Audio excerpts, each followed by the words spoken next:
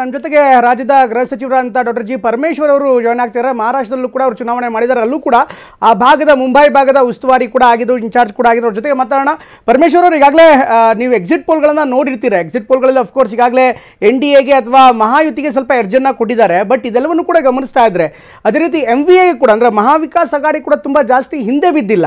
ತಾವು ಯಾವ ರೀತಿ ನೋಡ್ತೀರಿ ಸರ್? ಅಂದರೆ ಅಂತರ ತುಂಬ ಕಡಿಮೆ ಇದೆ. ತಮ್ಮ ಪ್ರಕಾರ, ತಮ್ಮ ಅನಾಲಿಸಿಸ್ ಪ್ರಕಾರ ಅಲ್ಲಿ ಪ್ರಚಾರ ಮಾಡಿದ್ರಿ, ಯಾವ ಅಂಕಿಅಂಶ ತಮಗೆ ಸಿಗ್ತಾ ಇದೆ? ಏನು ಹೇಳ್ತಿರ್ತಾವೆ ಸರ್? ನನಗೆ ಮೊದಲನೇದಾಗಿ ನಾನು ಮಹಾರಾಷ್ಟ್ರದವನಲ್ಲ, ಕರ್ನಾಟಕದವನು. ನನ್ನನ್ನು ನಮ್ಮ ವರಿಷ್ಠರು ಮುಂಬೈ ಮತ್ತು ಕೊಂಕಣ್ ರೀಜನ್ಗೆ ಇನ್ಚಾರ್ಜ್ ಮಾಡಿದರು, ನನಗೆ ಮತ್ತು ಅಶೋಕ್ ಗೆಹ್ಲೋಟ್ ಅವರಿಗೆ. ನಾವು ಅಲ್ಲಿ ಹೋದಂಥ ಸಂದರ್ಭದಲ್ಲಿ, ಜನಗಳ ಜೊತೆ ಇಂಟ್ರ್ಯಾಕ್ಟ್ ಮಾಡಿದ ಸಂದರ್ಭದಲ್ಲಿ ಮತ್ತು ನಮ್ಮ ಕಾರ್ಯಕರ್ತರು ಮಾತಾಡಿದ್ದು, ಮಾಧ್ಯಮದ ಸ್ನೇಹಿತರುಗಳ ಜೊತೆ ಇಂಟ್ರ್ಯಾಕ್ಟ್ ಮಾಡಿದ್ದು, ಅದೆಲ್ಲ ನೋಡಿದಾಗ ಎಲ್ಲೋ ಒಂದು ಕಡೆ ಮಹಾರಾಷ್ಟ್ರದ ಹಿಂದಿನ ಸರ್ಕಾರ, ಏನು ನಮ್ಮ ಏಕನಾಥ್ ಶಿಂದೆ ಅವರ ಸರ್ಕಾರ ಇತ್ತು, ಅತ್ಯಂತ ಭ್ರಷ್ಟ ಸರ್ಕಾರ ಅಂತ ಅವರು ಹೇಳೋರು. ಆಮೇಲೆ ಅಲ್ಲಿನ ವಿತ್ ಸ್ಟ್ಯಾಟಿಸ್ಟಿಕ್ಸು, ಅಂಕಿಅಂಶಗಳನ್ನು ಹೇಳಿಕೊಂಡೇ ಅವರು ಹೇಳೋರು. ಆಂಬ್ಯುಲೆನ್ಸು ಇದರಲ್ಲಿ 8,000 ಕೋಟಿ ಇದು ಸ್ಕ್ಯಾಮ್ ಆಗಿದೆ. ಆಮೇಲೆ ಬೇರೆ ಬೇರೆ ರೀತಿಯಲ್ಲಿ ಇಂಡಸ್ಟ್ರಿಗಳೆಲ್ಲ ಮಹಾರಾಷ್ಟ್ರದಿಂದ ಗುಜರಾತಿಗೆ ಹೋಗಿದೆ. ಇಂಥದ್ದೆಲ್ಲ ಭಾಳ ಕಂಪ್ಲೇಂಟ್ಸ್ ಮಾಡಿ ಅಲ್ಲಿ ಡೆವಲಪ್ಮೆಂಟ್ಸ್ ಕೂಡ ಏನೂ ಆಗಲಿಲ್ಲ. ಈ ರೀತಿ ಎಲ್ಲ ಆಗಿ ಮುಂದಿನ ದಿನಗಳಲ್ಲಿ ನಾವು ಸರ್ಕಾರವನ್ನು ಬದಲು ಮಾಡಬೇಕು ಅಂತ ಹೇಳ್ತಾ ಇದ್ದದ್ದನ್ನು ಕೇಳಿದ್ವಿ ನಾವು. ನನಗೆ ಅನಿಸ್ತಕ್ಕಂಥದ್ದು, ನನ್ನ ಪೊಲಿಟಿಕಲ್ ಎಕ್ಸ್ಪೀರಿಯನ್ಸ್ ಮೇಲೆ ನಾನು ಹೇಳುವಂಥದ್ದು, ಮಹಾವಿಕಾಸ್ ಅಘಾಡಿಯವರು ಈ ಬಾರಿ ಸರ್ಕಾರವನ್ನು ಮಾಡ್ತಾರೆ ಅಂತ ಹೇಳಿ ಅನಿಸುತ್ತೆ.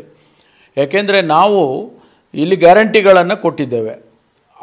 ನಾವು ಅಲ್ಲಿ ಮಹಾರಾಷ್ಟ್ರದಲ್ಲಿ ಗ್ಯಾರಂಟಿಗಳನ್ನು ಮತ್ತೆ ನಾವು ಅಲ್ಲಿ ರಿಪೀಟ್ ಮಾಡಿ ನಾವು ಗ್ಯಾರಂಟಿ ಕೊಡ್ತೇವೆ ಅಂತ ಹೇಳುವಾಗ ಅವರು ನಮ್ಮನ್ನು ಭಾರಿ ಟೀಕೆ ಟಿಪ್ಪಣಿ ಎಲ್ಲ ಮಾಡಿದರು. ಡೆಲ್ಲಿಯಿಂದ ಬಂದಂಥ ನಾಯಕರುಗಳು ಮಾಡಿದರು, ಭಾರತೀಯ ಜನತಾ ಪಾರ್ಟಿಯವರು ಮಾಡಿದರು. ಆದರೆ ಅವರೂ ಕೂಡ ಕೆಲವಾದರೂ ಗ್ಯಾರಂಟಿಗಳನ್ನು ನಾವು ಕೊಡ್ತೇವೆ ಅಂತಕ್ಕಂಥದ್ದನ್ನು ಹೇಳ್ಕೊಂಡಿದ್ದಾರೆ. ಅದರಾಗಿ ಅದರ ಇಶ್ಯೂ ಬಂದಿರತಕ್ಕಂಥದ್ದು ಅತ್ಯಂತ ಭ್ರಷ್ಟ ಸರ್ಕಾರ ಹಿಂದಿನದು ಅಂತ. ಯಾವ ಯಾವ ಯಾವ ಗ್ಯಾರಂಟಿ ನಂಬ್ತಾರೆ ಜನಗಳು? ತಾವು ಕೊಟ್ಟಿರುವಂಥ ಗ್ಯಾರಂಟಿ ನಂಬ್ತಾರ, ಕಾಂಗ್ರೆಸ್ ಕೊಟ್ಟಿರುವಂಥ ಗ್ಯಾರಂಟಿ ನಂಬ್ತಾರ, ಅಥವಾ BJP ಕೊಟ್ಟಿರುವಂಥ ಗ್ಯಾರಂಟಿ ನಂಬ್ತಾರ ಅಂತ? ಯಾವ ಯಾವ ಗ್ಯಾರಂಟಿಗಳ ಮೇಲೆ ನಂಬಿಕೆ ಇದೆ ಜನರಿಗೆ? ಅಲ್ಲ, ಈಗಾಗಲೇ ನಾವು ಇಲ್ಲಿ ಅನುಷ್ಠಾನ ಮಾಡಿದ್ದೇವೆ. 5 ಗ್ಯಾರಂಟಿನೂ ಕೂಡ ನಾವು ಅನುಷ್ಠಾನ ಮಾಡಿದ್ದೇವೆ.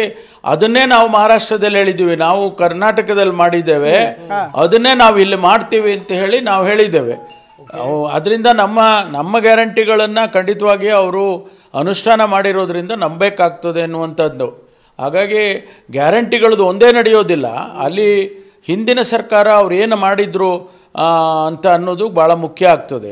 ಭ್ರಷ್ಟಾಚಾರ ತುಂಬ ಅತಿಯಾಗಿತ್ತು ಅಂತ ಹೇಳುವಾಗ ಸ್ವಾಭಾವಿಕವಾಗಿ ಅದರ ವಿರುದ್ಧವಾಗಿ ಮತ ಹಾಕ್ತಕ್ಕಂಥದ್ದನ್ನು ನಾವು ಹಿಂದಿಂದನೂ ನೋಡ್ಕೊಂಡು ಬಂದಿದ್ದೀವಿ. ಹಾಗಾಗಿ ವಿಶ್ವಾಸ ಇರುವಂಥದ್ದು ಮಹಾವಿಕಾಸ್ ಅಘಾಡಿಗೆ ಜನ ಆರಿಸ್ತಾರೆ ಈ ಬಾರಿ ಅಂತೇಳಿ. ಅದು ಶರದ್ ಪವಾರ್ ಆಗಿರ್ಬೋದು ಅಥವಾ ಉದ್ಧವ್ ಠಾಕ್ರೆ ಆಗಿರ್ಬೋದು, ಅವರೆಲ್ಲರೂ ಕೂಡ ಒಂದು ರೀತಿಯಲ್ಲಿ ಮಹಾರಾಷ್ಟ್ರದ ರಾಜಕಾರಣದಲ್ಲಿ ಭಾಳ ಹೆಸರುಗಳನ್ನು ಮಾಡಿರ್ತಕ್ಕಂಥದ್ದು. ಅವ್ರ ಮೇಲೆ ವಿಶ್ವಾಸ ಭಾಳಷ್ಟು ಇದ್ದಂಗೆ ಕಾಣಿಸ್ತದೆ. ಸರ್ ಕೊನೆಯದಾಗಿ ಸರ್, ಈ ಒಂದು ಚುನಾವಣೆಯಲ್ಲಿ, ಮಹಾರಾಷ್ಟ್ರದ ಚುನಾವಣೆಯಲ್ಲಿ ಪ್ರಮುಖವಾಗಿ ಕಾಂಗ್ರೆಸ್ ಮೇಲೆ ಇರುವಂಥ ಆರೋಪ ಅಂದರೆ ಯಾವ ಮಟ್ಟದಲ್ಲಿ NCP ಇರ್ಬೋದು ಅಥವಾ ಇತರೆ ಮಿತ್ರ ಪಕ್ಷಗಳ ವೋಟ್ ಟ್ರಾನ್ಸ್ಫರ್ ಆಗುತ್ತೆ, ನೇರ ಹಣಾಣಿಯಲ್ಲಿ BJP ವರ್ಸಸ್ ಕಾಂಗ್ರೆಸ್ ಚುನಾವಣೆಯಲ್ಲಿ ಅಥವಾ BJP ವರ್ಸಸ್ ಕಾಂಗ್ರೆಸ್ನ ಆ ಕ್ಷೇತ್ರಗಳಲ್ಲಿ ಕಾಂಗ್ರೆಸ್ ಎಲ್ಲ ಒಂದು ಕಡೆಗೆ ಸ್ಟ್ರೈಕ್ ರೇಟಲ್ಲಿ ಅಂದರೆ ಗೆಲ್ಲುವಂಥ ವಿಚಾರ ಇರ್ಬೋದು ಅಥವಾ ಮತವನ್ನು ತೆಗೆದುಕೊಳ್ಳುವಂಥ ವಿಚಾರದಲ್ಲಿ ಸ್ವಲ್ಪ ಹಿನ್ನಡೆ ಇರುತ್ತೆ ಅಂತ ತಮಗೇನಿಸುತ್ತೆ ಸರ್? ಯಾಕೆಂದರೆ ಮಹಾರಾಷ್ಟ್ರ ತುಂಬ ಸಣ್ಣವಾದಂಥ ಕ್ಷೇತ್ರಗಳು ಜಾಸ್ತಿ ಇದೆ, ಜೊತೆಗೆ 6 ಪ್ರಮುಖ ಪಕ್ಷ ಇದೆ, ಸಣ್ಣ ಪಕ್ಷಗಳು ಜಾಸ್ತಿ ಇದೆ, 2,000 ಕೂಡ ದೊಡ್ಡ ಮಾರ್ಜಿನ್ ಇದೆ. ಇಂಥ ಸಂದರ್ಭದಲ್ಲಿ ಕಾಂಗ್ರೆಸ್ನ ರೆಸ್ಪಾನ್ಸಿಬಿಲಿಟಿ ಆಗಿ ಅಥವಾ ದೊಡ್ಡಣ್ಣನಾಗಿ ಹೆಚ್ಚಿಗೆ ಸ್ಥಾನ ಕೂಡ ತಾವು ಪಡ್ಕೊಂಡಿದ್ರಿ, ಅದು ಟ್ರಾನ್ಸ್ಫರ್ ಆಗತ್ತೆ ಅನ್ಸುತ್ತಾ? ಈ ಸರಿ ಲೀಡ್ ಮಾಡ್ತೀರಿ ಅನ್ಸುತ್ತಾ? ಯಾಕಂದರೆ ಕಾಂಗ್ರೆಸ್ ಇರುವಂಥ ಆರೋಪನೇ ನೀವು ಸರಿಯಾದಂಥ ರೀತಿಯಲ್ಲಿ ಮಾಡ್ತಾ ಇಲ್ಲ ಅಂತ. ನನಗೆ ನಾವು ಅಲ್ಲಲ್ಲ, ನಮಗೆ ಬಂದಿರತಕ್ಕಂಥದ್ದು, ಈಗ ನಾವು 103 ಸೀಟ್ ತೊಗೊಂಡಿದ್ದೀವಿ. ಇಡೀ ಮಹಾರಾಷ್ಟ್ರದಲ್ಲಿ ಕಾಂಗ್ರೆಸ್ ಪಕ್ಷ 103 ಸೀಟ್ಗಳಲ್ಲಿ ಸ್ಪರ್ಧೆ ಮಾಡ್ತಾ ಇದೆ.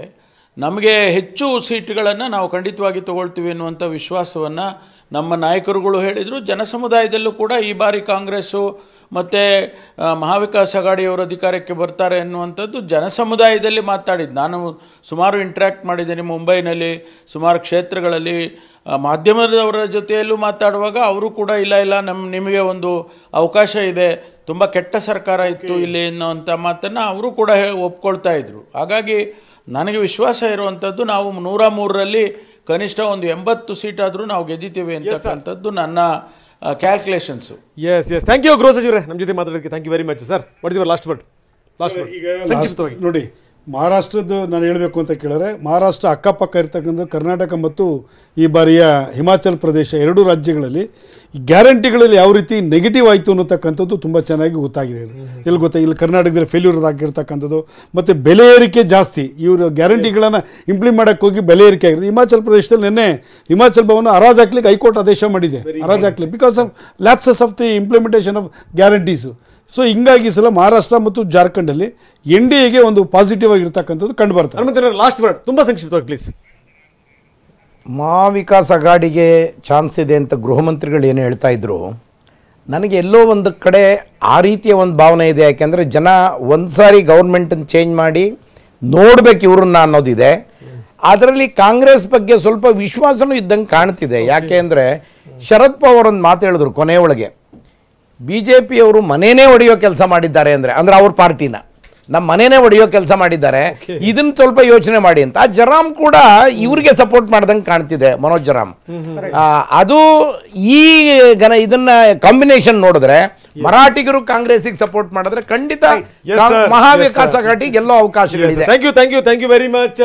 ಇದು ಎಕ್ಸಿಟ್ ಪೋಲ್ ವಿವರಗಳು. ಎಕ್ಸಿಟ್ ಪೋಲ್ ಎಕ್ಸಾಕ್ಟ್ ಪೋಲ್ ಅಲ್ಲ, ಇನ್ನೇನು ಬಹಳ ದಿನ ಉಳಿದಿಲ್ಲ ಚುನಾವಣಾ ಫಲಿತಾಂಶಕ್ಕೆ. 3 ದಿನ ಬಿಟ್ಟು ಬರ್ತೀವಿ. ಫಲಿತಾಂಶ ನಿಮಗೆ ಸ್ಪಷ್ಟವಾದಂಥ ಫಲಿತಾಂಶ, ಅದನ್ನ ನಿಮ್ಮ ಮುಂದೆ ಜನರು ಇಟ್ಟೇ ಇಡ್ತಾರೆ. ಇಷ್ಟು ಹೇಳ್ತಾ ವಿಶೇಷ ಕಾರ್ಯಕ್ರಮ ಮುಗಿಸ್ತಾ ಇದ್ದೀನಿ. ನಿರಂತರ ಸುದ್ದಿಗಾಗಿ ನೋಡ್ತಾ ಇರಿ TV9.